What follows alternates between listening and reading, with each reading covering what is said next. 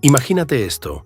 Tu empresa inventa, con décadas de ventaja sobre todo el mundo, la tecnología que va a dominar el futuro de tu propia industria. La tienes en las manos. Eres el primero en el planeta. Y entonces, en lugar de celebrarlo, tu propia dirección mira el invento y dice: ¡qué lindo! Pero guárdalo, no se lo cuentes a nadie. Eso pasó de verdad, en Kodak. En el año 1975, un joven ingeniero llamado Steve Sasson construyó la primera cámara digital del mundo, y la dirección de Kodak, en lugar de abrazar ese futuro, lo recibió con un encogimiento de hombros. ¿Por qué? Por miedo. Miedo a destruir su gallina de los huevos de oro, el rollo de película fotográfica. Ese miedo, esa decisión de proteger el pasado, en lugar de correr hacia el futuro, terminó destruyendo a una de las empresas más legendarias de la historia. Una compañía de más de 130 años. Vamos a contarlo. Capítulo 1. Los orígenes. Kodak, oficialmente la Eastman Kodak Company, fue fundada por un visionario llamado George Eastman a finales del siglo XIX. Su sueño era democratizar la fotografía, sacarla de las manos de los profesionales y ponerla al alcance de cualquier persona común. Su lema lo decía todo: tú aprietas el botón, nosotros hacemos el resto. Cámaras simples, película accesible, la magia de capturar un momento, al alcance de todos. Funcionó de manera espectacular. Durante prácticamente todo el siglo XX, Kodak no fue una empresa de fotografía. Kodak era la fotografía. Sus inconfundibles cajitas amarillas de película aparecían en cada rincón del planeta, desde Nueva York hasta los pueblos más remotos. El dominio era casi total. En 1976, Kodak controlaba alrededor del 90% del mercado de película fotográfica en Estados Unidos y cerca del 85% del mercado de cámaras. Hay una estadística que lo resume todo. Si miras una fotografía tomada hace 50 años, hay una probabilidad altísima de que haya sido capturada con una cámara Kodak, sobre película Kodak e impresa en papel Kodak. Capítulo 2. El éxito. La marca penetró tan profundo en la cultura que creó una frase que todos usaban: un momento Kodak. Significaba un instante tan hermoso, tan especial, que merecía ser fotografiado y guardado para siempre. Estaba en las películas, en las canciones, en la vida diaria de millones de familias. Y el dinero fluía como un río interminable. Pero aquí está la clave del modelo de negocio de Kodak, y es fundamental para entender todo lo que vino después. El verdadero tesoro no eran las cámaras, era la película. Kodak vendía las cámaras casi como un gancho. La fortuna real estaba en lo que venía después. Cada foto que cualquier persona tomaba en el mundo requería rollo Kodak, revelado con químicos Kodak, impreso en papel Kodak. Era el clásico modelo de la maquinilla y las navajas. Vendes barata la máquina para vender caros los consumibles, una y otra vez, para siempre. Era una máquina de imprimir dinero. En su apogeo, a mediados de los años 90, Kodak tenía un valor de mercado de entre 28 y 31 mil millones de dólares.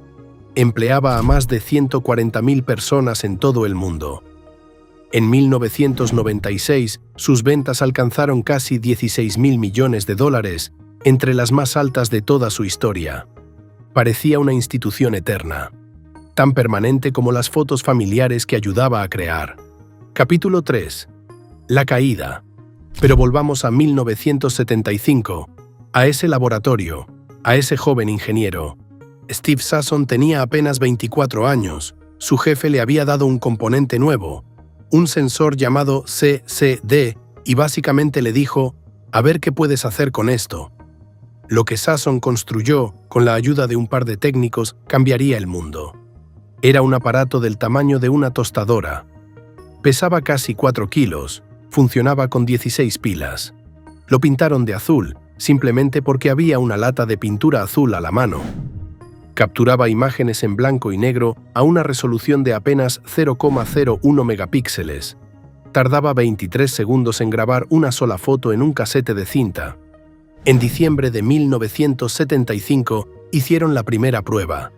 convencieron a una asistente del laboratorio de posar. 23 segundos para grabar, 23 para reproducir en una televisión. Y entonces ahí estaba. La silueta de su cabello, aunque su rostro era una mancha borrosa de estática. La asistente no quedó muy impresionada y se fue diciendo: «Necesitan trabajar en esto». Pero Sasson sabía que sostenía algo revolucionario.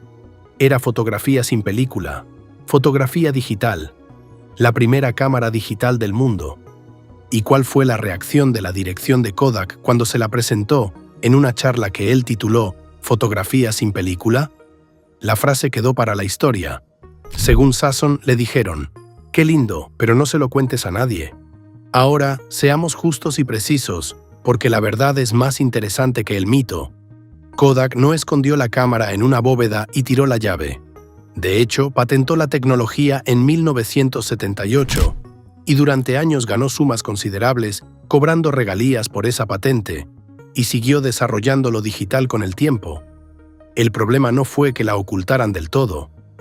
El problema fue de actitud, de prioridad, de voluntad, porque Kodak tenía un conflicto de intereses mortal en su propio corazón.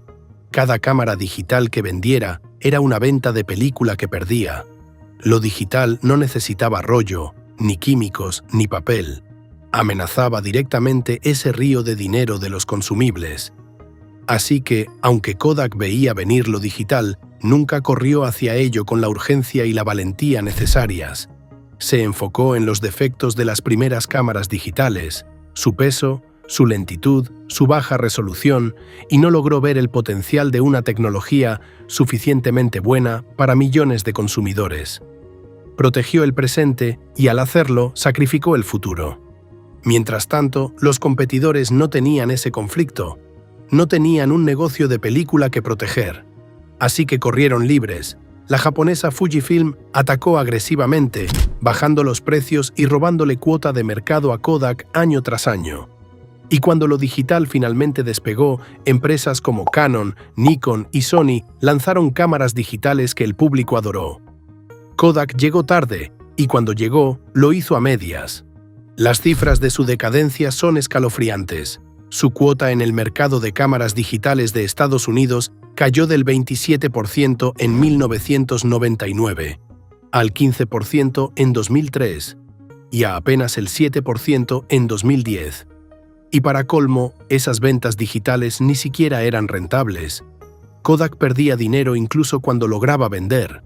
Y entonces llegó el golpe que ni siquiera los rivales digitales vieron venir tan rápido: el teléfono inteligente.